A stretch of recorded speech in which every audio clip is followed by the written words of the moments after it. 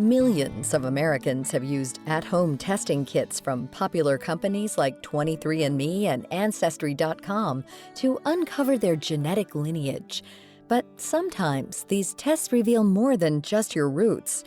This was the case for novelist Dani Shapiro when in 2016, she and her husband decided to try out an at-home DNA test from Ancestry.com. In the winter of 2016, my husband turned to me one day and he said that he was going to send away for one of those mail-order DNA tests just for fun.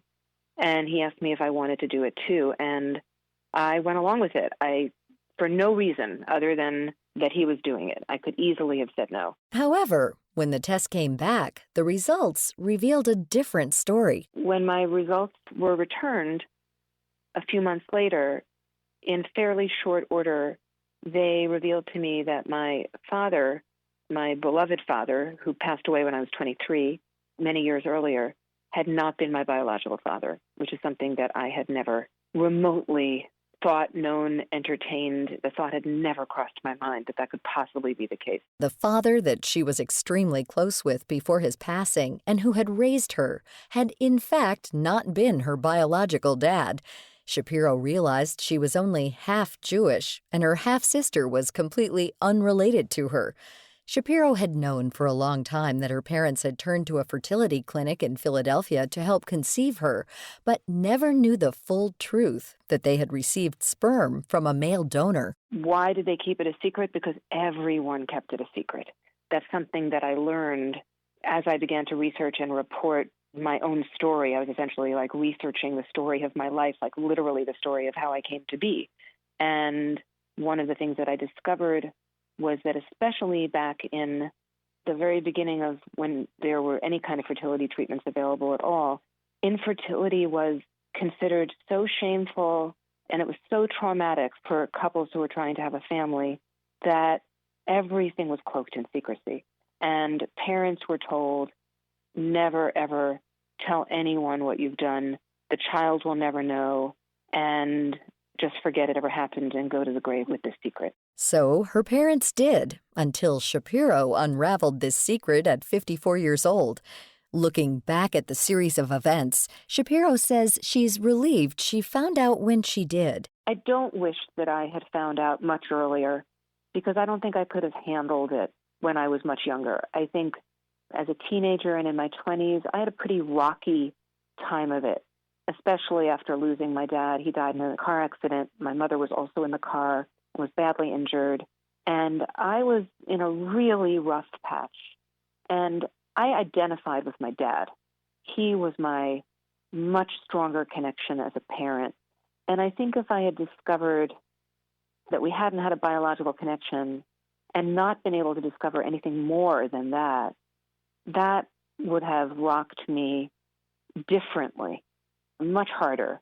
I think, with secrets, it's when we find out is as important as what we find out. However, she does wish she could have gotten some answers directly from her parents before they passed. If I could have an hour with my parents to just ask them every question I have about the choices that they made, about how much they understood about what they were doing, about whether this was a secret that they kept from me, or was it a secret that they kept from themselves in some way.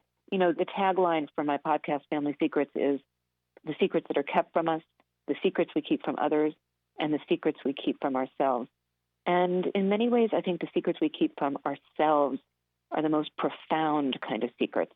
And they shape us and form us. And, were my parents keeping a secret from themselves in some way? Because one of the things I learned about the world of infertility at that time is that great pains were taken to keep parents from really understanding what it was that they were doing. Because of this climate of secrecy, there are thousands of cases like Shapiro's throughout the United States. And as DNA testing today is becoming more accessible and affordable than ever before, many of these secrets will undoubtedly reveal themselves. There are millions and millions of people taking these DNA tests now. We're in this moment in time where hundreds of thousands of people every year are making some kind of discovery. Sometimes it's, as in my case, that a father wasn't a biological father. Sometimes because now there are children of where the mother has used an egg donor, discovering my mother wasn't my biological mother. Sometimes it's adoptees finding their birth parents. Sometimes it's birth parents finding their birth children. Sometimes it's fathers who never knew that they had a child out there, discovering that they have a child or another child that they hadn't known about. Shapiro says that the majority of people don't send in these tests with any expectation that they will shatter their past. These companies don't even like to admit that there's any other kind of story than just discovering that you're 1/8 Italian or whatever, like just fun fact. But no, there are really painful stories because sometimes people can't they discover that they weren't biologically related to their family or to one of their parents, and then they can't find their biological roots. And in other cases, even more painfully, I think, someone will say, you know what, I'm not interested in this. I don't want to know you. I donated anonymously as a young student, and I never intended for this to happen, and therefore I don't want it to happen. Shapiro leads people down this path of finding out the truth and what it means to her in the book Inheritance, a memoir of genealogy, paternity, and love. She's also the creator and host of the podcast Family Secrets, which features a wide breadth of long-hidden secrets uncovered not just through DNA testing, but other channels too. Shapiro says that through these conversations, she's heard stories of many people who found genetic connections later in life. A woman who, when she was a teenager, was pregnant and sent to a home for unwed mothers, and then the child was put up for adoption. And many, many, many years later, this was always a heartache for her. And many years later, married and with grown children of her own, she had done an Ancestry.com test, and one day her phone pinged, and it said parent-child match. And it was her son, who she had been forced essentially to put up for adoption, who had found her. These secrets can be shocking, but the information uncovered through these DNA kits is vital in providing accurate medical history and a deeper understanding of where you came from. You can learn more about Dani Shapiro and her story through her book, Inheritance, a memoir of genealogy, paternity, and love. Also, check out her podcast, Family Secrets, on Apple Podcast, Google Play, and Spotify. You can find past shows and learn more about all of our guests by visiting our website at viewpointsradio.org. This segment is written and produced by Amira Zaveri, studio production by Jason Dickey. I'm Marty Peterson.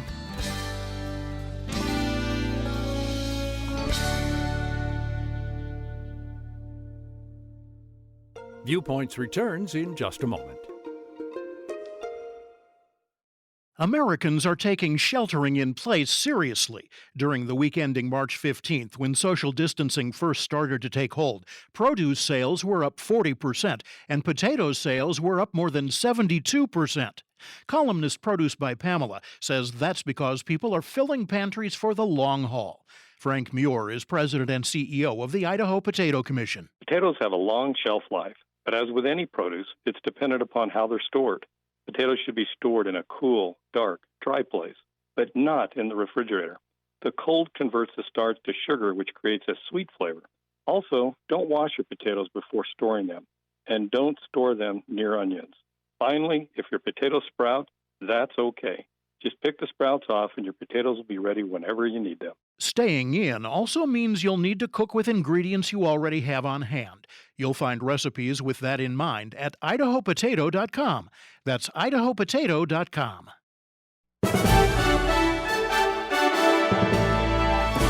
And that's Viewpoints for this week. Viewpoints is a production of MediaTrax Communications. Follow us on Twitter, Facebook, and Instagram to learn more about upcoming shows and find a library of past programs on Apple Podcasts, Google Play, and Spotify. Plus, you'll always find previous segments and more information about our guests at viewpointsradio.org. Join us again next week for another edition of Viewpoints.